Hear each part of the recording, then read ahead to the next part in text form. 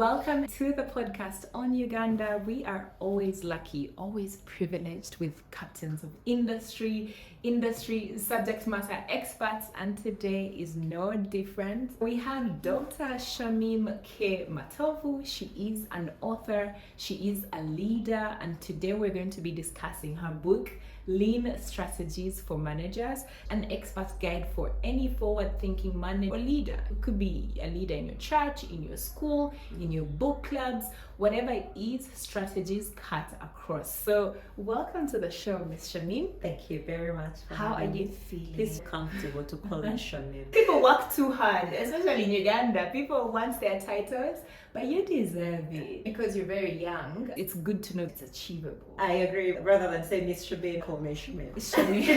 Okay. I'm comfortable with that. Yeah, I'm happy to call you Dr. Shamim. So, Doctor, we want to hear about your book. What led you to write this book? Thank you for honoring me with this invitation. I am an individual who is a learner. I usually tell people I never stop learning. My friends say, now that the doctorate is done, I'm done now. And they keep laughing because they know I'm constantly seeking knowledge. Yeah. Before I dive into what got me into writing my book, maybe a little bit about me. Like you've heard, I'm Dr. Shamim K. Matovu, an organizational business anthropologist and CEO of Discover, a culture design company. We're in the business of healing organizations. Nice. Professionally, I'm an anthropologist. I design corporate cultures that enable employees to feel a sense of belonging, to be productive enough, to find a work environment that is safe enough for them to participate fully.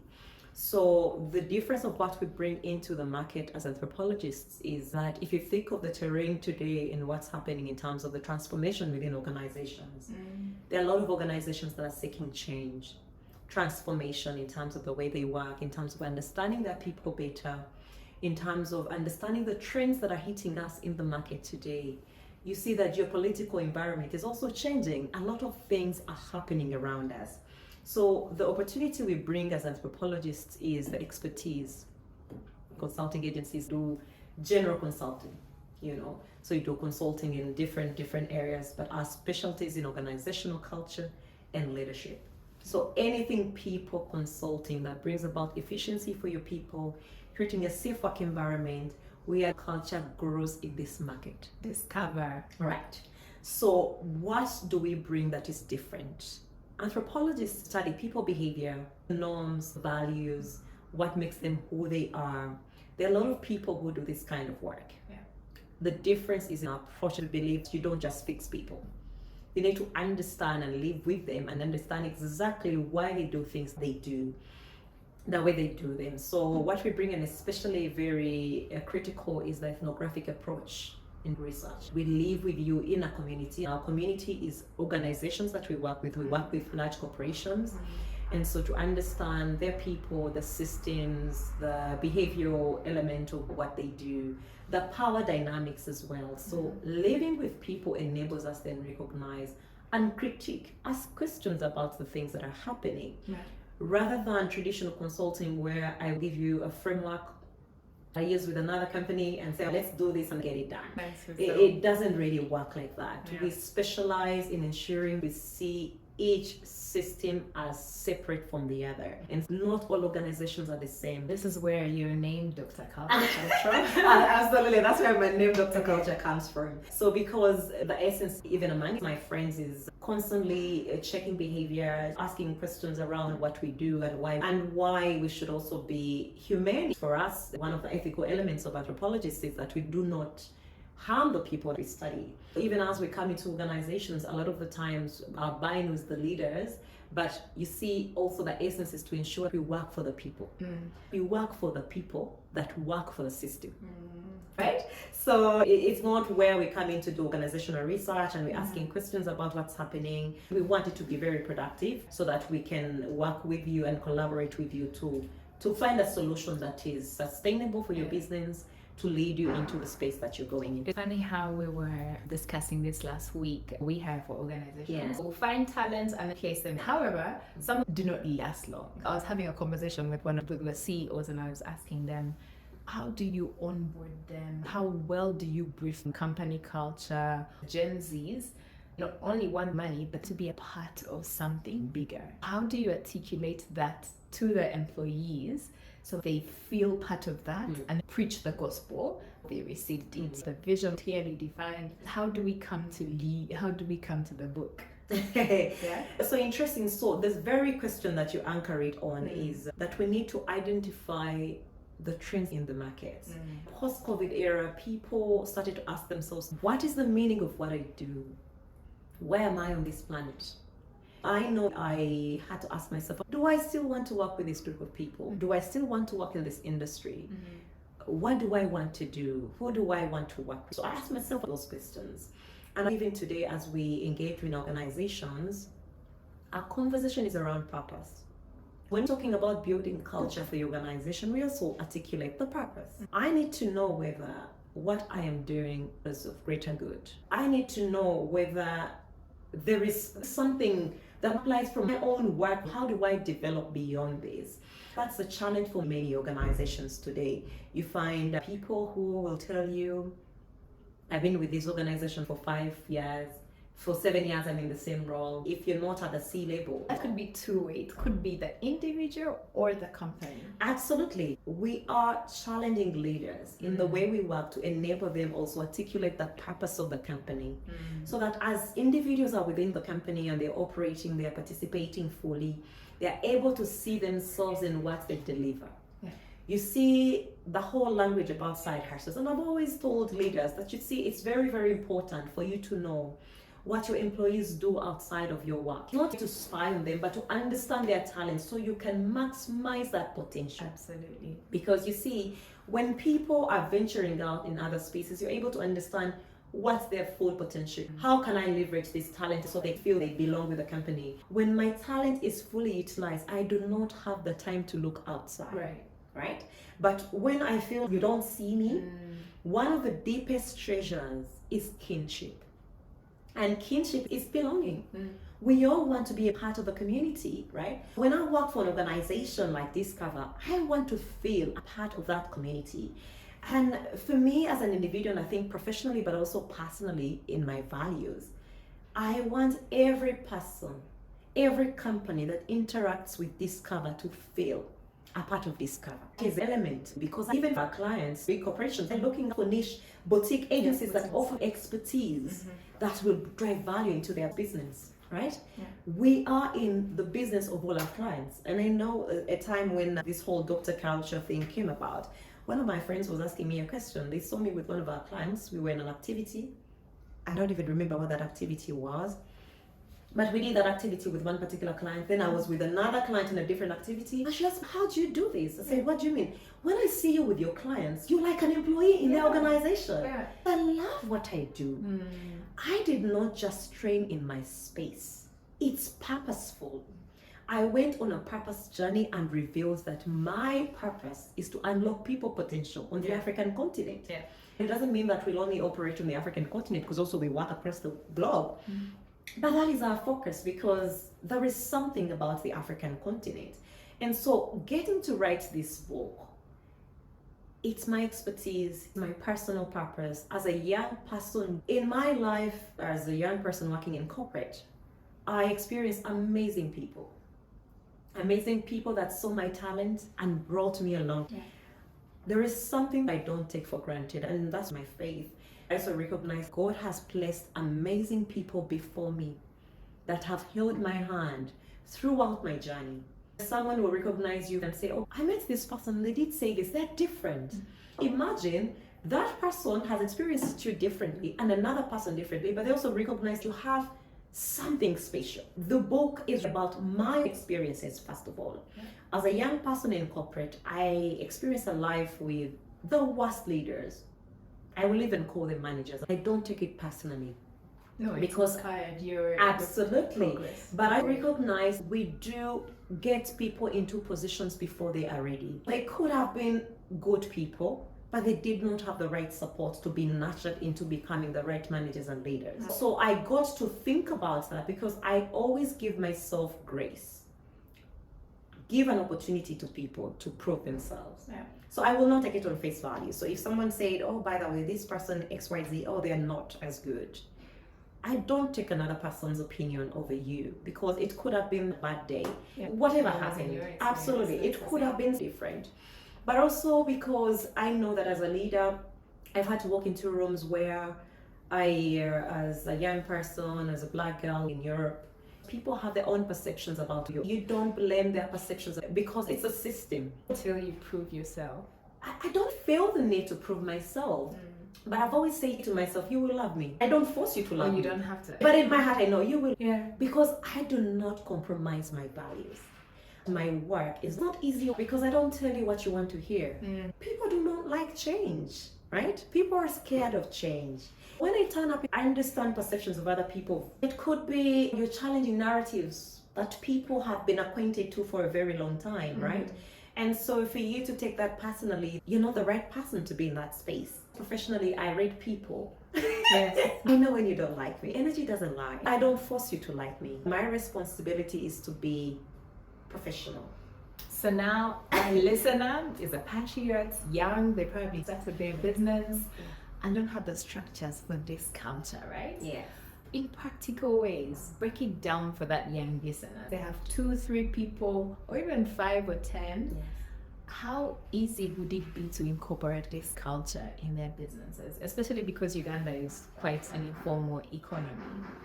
So there is this narrative that we don't have culture. Culture is everywhere, right? Yeah. Whether it's designed intentionally or not, you have culture. Because culture is the way you do things in your business. Values, behaviors you repeatedly practice within your business. Even for informal small businesses, start with your values. Values are a great anchor of who you are as a business, but also as a people.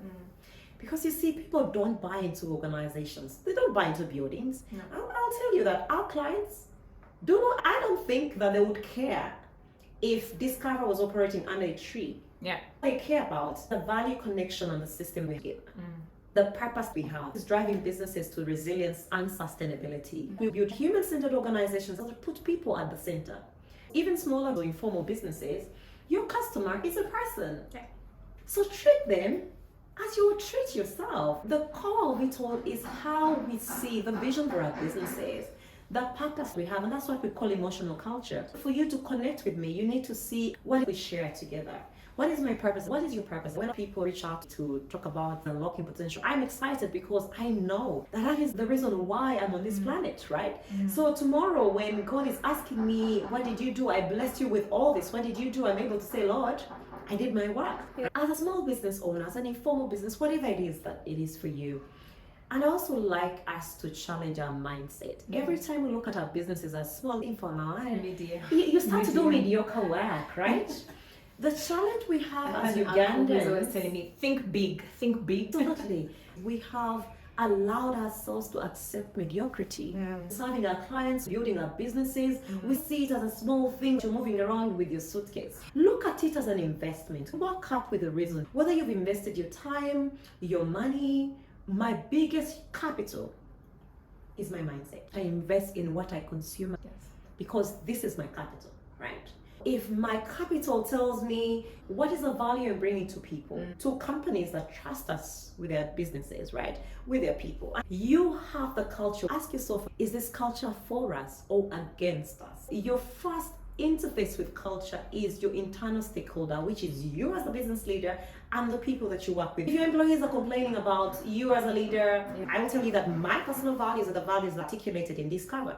It's my business. I am the vision bearer. Each person, and that is whether our employees, the people that we collaborate with, or our clients, we must have a value system that matches. We have fired a client before. That's a good one to hear. And you see, the interesting thing was in the initial stages, and the challenge was with communication. Our work is integrated around stakeholder engagement. If I get in touch to give you an update and it takes you 25 days to respond, then I recognize that this relationship is not going to work. Because for us, we are building a business that is going to work from generation to generation, right? And so tomorrow, if whatever we have set aside for you to do, you haven't done, you'll speak about us as those who are doing things that are not impactful. I will not be in the room to tell people you are not doing what we were advising you to do. or you were not communicating back. So it's important that in the initial stages, then you sit with the client and say, I really appreciate you seeking us out, but we recognize that we are not aligned on the value system. If you're willing to change X, Y, Z, we'll be open to having you as a client. We need to be transparent, because when you build your business, you don't want to be a startup for 15 years. What are you doing? It's the mindset. You want to change the culture. Start with how you feel. When you wake up to face your business, do you feel dragged out of bed? Do you feel like dealing with everything is a problem? The business terrain is a challenge. You will face issues as dealing with revenue, dealing with taxes, all those things. If it is that at every time of the or every moment within your business you are struggling, then perhaps it's the right sign for you to recognize that you're not building the right culture strong enough, right? It has to be one that gets you to bed. You don't sleep. Yesterday I was having a conversation with our strategy lead. This vision is too big. I do not sleep. Like, not literally, I sleep, but I'm constantly thinking about what is it that we can do even differently. Or there are areas within our business that perhaps we haven't looked as a central piece for us to focus on, but our client community really forces us to look that direction, because they insist on, we want you to do this for us. We need to be open and flexible. If our clients are saying this, then we need to be focusing on how we can get the right clientele for our people. Our business gets the right solutions for our clientele. We venture into a space where we do not want to give you copycats kind of solutions. There are best practices and frameworks we use, but we want it to be data driven. We invest in insights, so that when we sit with you to develop solutions, the solutions are data driven, but also in touch with the global trend. And so that's what separates us from every other consulting agency. And that's the strategy, you know? Absolutely, because it's not about going into a place and just saying this is what we do. It's about differentiating what you offer from what everybody else offers. We want to be able to design a solution with our clients that is looking into what the next 5 years of their business looks like. And that means that you have to invest in insights as well. We're investing in business intelligence platforms to focus on high value activities and automate the rest. The mindset of business owners. If you're starting your business, think to yourself, is it just a thing that you're doing for today, or is it something that you want to build, that it can leave a legacy and change community? Fantastic. I love how well articulated you are. I think that's a challenge. When we started, you talked about the community. There's also other communities that continue to share with leaders, because you serve other leaders, train them on strategy, and you keep insisting on how foresighted every leader should be. Go into it for the long run. Most entrepreneurs don't survive the first or second year. I know. So that's well articulated, and I think the period now is hopefully paying more credit to themselves and their businesses. It could last longer if you change your mindset around the business you're doing. What opportunities are you seeing, apart from changing the mindset and having a better culture, we could leverage to grow our businesses, be better managers? The opportunities are immense, actually. You mentioned something about community, and for me, that's very important. And why it's a value we have. I'm a product of a village, a global village. Amazing people who mean nothing, but give me a hand. I believe there's a lot that happens in our spaces, some things we never realize, that people pray for us. About your name. 3 times a day. Every time something good happens to me, I'm like, Mommy. Yes. There are people who speak of our names in rooms where we're not. I am a blessed woman. People don't owe you anything. We've lived with people that will look a certain way when you're successful, right? And I think that the challenge in this, and I think that God has given us a lot to challenge us to recognize that people are experiencing different things. People are coming from different walks of life where they've never had something like you're worthy. No one has breathed life into them.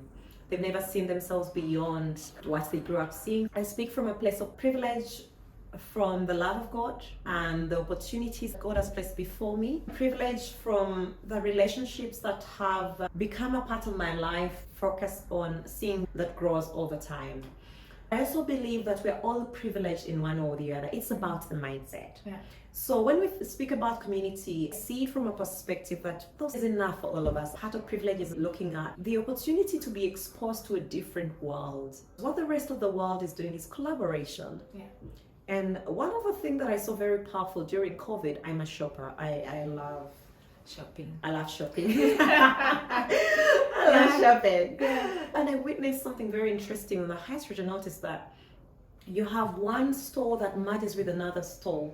They're all selling the same products, but they know that each of them has a different clientele, right? And they're not scared of bringing each other closer. Yeah. And for me, that shows me something that what we need to learn as an African community is to recognize that there is enough for all of us. For me to dim your light does not shine mine. Yeah. Right? And so we have a responsibility for us that God has blessed to have that mindset, to show others it's possible to coexist. Your blessing will not be my blessing. I believe my blessing will be multiplied by getting you a platform you belong to, right? Yeah. I speak directly to women because as women, we are in challenging terrain. We can no longer be crying about all those things. You see amazing women doing amazing work. The challenge is that we also create an opportunity for other women to tell our stories so people can look at us and say it's possible. I have found myself in a space very humbling that I'll meet people who will tell me, oh, by the way, you said this somewhere. I say to myself, oh my God. Sometimes I become teary because I'm doing my work, but I am changing a life. Someone looks at me and recognizes that it's possible. For women, especially young women that have been privileged to get into spaces where we are visible and able to tell our stories, is to encourage other young women to tell their stories or take up opportunities. I am not a person who's been given. People could say, oh, she's privileged, she has access to these things. That's fine. But I've not been the person who's got things on a silver platter. I've had to work hard. If you look at Shamim and you admire her, you need to recognize she has put in the work. The late nights, the missing out on a lot of parties. You have to make the choices. The financial investment in learning. That's why we don't shy about our pricing, because we know the value that we're bringing on board. And so it's being in a space where you recognize that it's beyond you. You're healing communities and nations. You are touching a lot of people with your experience. Every day you tell your story. I don't take communities for granted because I believe that it's the way we build. And one of the things that we're doing as Discover is really to develop collaborative relationships with entities that share the value and buy into our vision that we have to heal spaces within which we operate.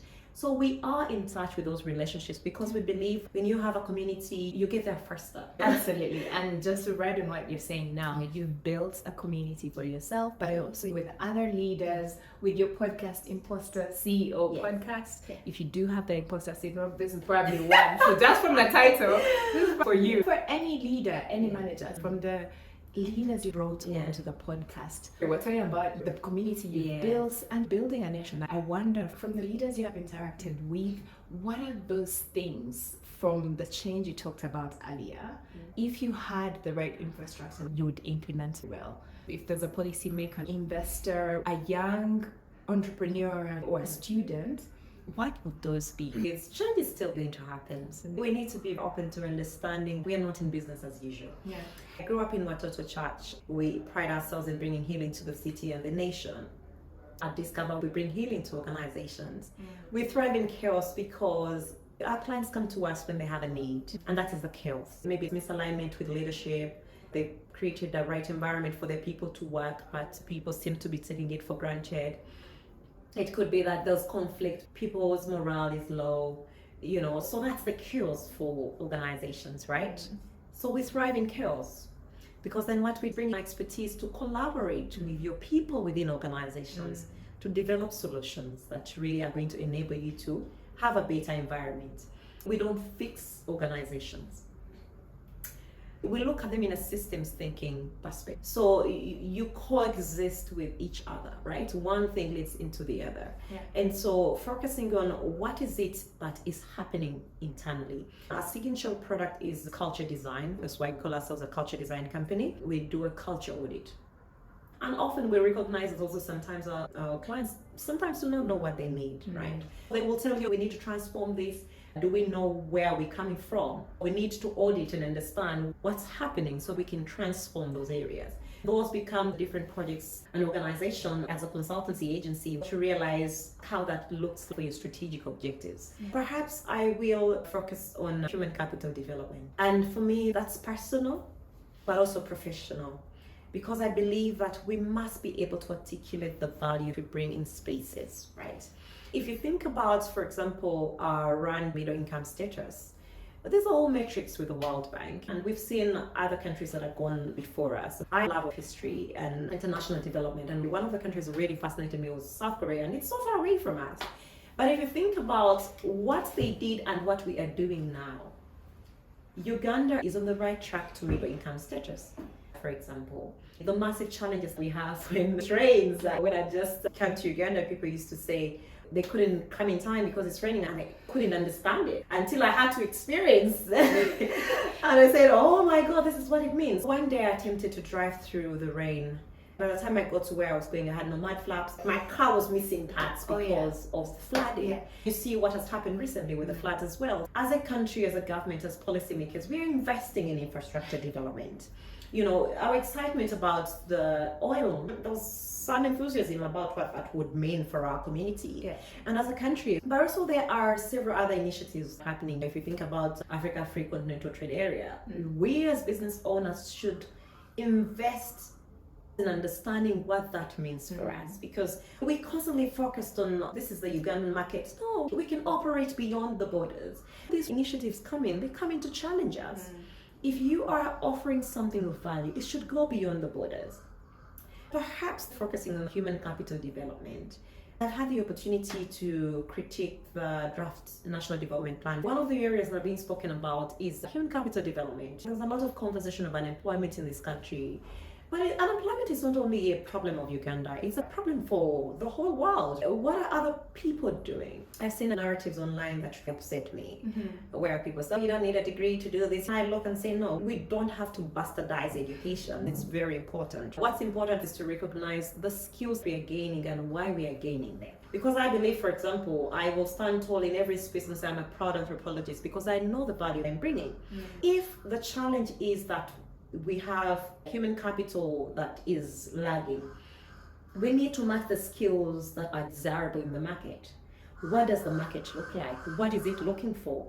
There are courses I shouldn't spend more time on because with artificial intelligence, automation, and technological advancements, some of these have been phased out. And you have to be realistic to those changes. That's why I say, as Discover, we invest a lot in insights because those inform how you develop your human capital within the organization. Why would you spend money on developing somebody for a program of something that will not be relevant for you in the next 5 years? Right? It's thinking deeper into forecasting where you're going and what the global space looks like. Today, I read a World Bank report. We're talking about 1 million people getting into the workforce each year, but 2/3 of those are going into agriculture. Agriculture is our sustainable advantage as a country, but it's prone to natural disasters. We just saw the floods, all these things that are happening. We are also getting challenged. The content less than. Yeah, and I appreciate it, but as people move into that, they need to be aware of those challenges. It could be access to markets, quality of what we're offering. It could be a lot more things, logistical wise, right? But also thinking about the adaptation issue. So that is there, but we still have a low challenge in how we make that visible for it to work for us. So that means that then we need to be open to diversifying operations. So you don't just rely on one thing. We need to develop a human capital to be diverse.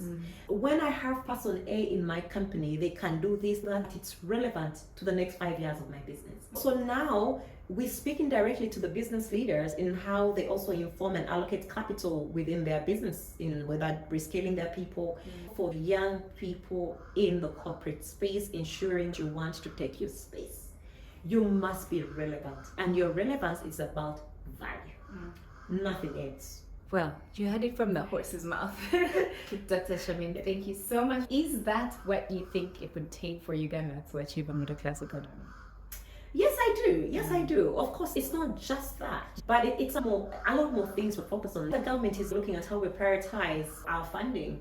We're doing a lot of industrialization recently. Uganda Airlines expanded into London, and I'm quite I'm excited happy. about it. Because what that means is quicker flow of movement, but also of our services, of our products as well. So people who, for example, did in agriculture have a direct flight. So your things are not going to get stranded at the border, going through all these different custom issues. So it means something for us. So as the government does its bit, investing in the healthcare infrastructure, building relationships and collaborations like the Africa Continental Free Trade, we as a people need to add value to ourselves. We can't constantly cry about the government. That's true. What are we doing about it? We need to ask ourselves hard questions. You have done XYZ. What would you like to see differently? I know that I am doing this and this because it pours into this. Yes. Hardly will you find me participating in something that does not serve the purpose. Okay. of You why are a God. true leader. I think from when we started, Yeah. you have been articulating the values of community, of leadership, of mentorship, and I honestly appreciate that you made time for this because you could have been somewhere else. Busy doctor. If a patriot is interested in something you said, I know you're on LinkedIn, but where can we follow you? Interesting. My book, I've met people who told me, oh my God, your book is a blueprint for your career development, for your leadership. This is my next book. That's the Really? book I'm reading. Absolutely. Yes. You don't have to be chief executive to have access to this. We've seen people in organizations that do not have chief something titles, but they're leaders, they're influential, because leadership is not about the title, it's about influence, right? And so read my book, that's the starting point. Read my book, it's available on mahirebooks.com. You can also get it on Amazon if you are out of Uganda. And if suppose, just Google it, it will show you where to find it. Lean strategies. Yes. That is the where do we find you? You can find me on LinkedIn. LinkedIn is my sitting room. I love it. So- You'll see how what we've been talking about is reflected on her pages. Yes. Also, the comments, what people are saying about her work, her mentorship trainings. We want to thank you for that. Thank you very much. We'll follow. We will tag the book link in the show notes, and I'll let people know where you are. Show notes with the social media. Thank you so much. Please let us know what you think it's going to take for Uganda to achieve a middle class economy. Thank you so much for having me.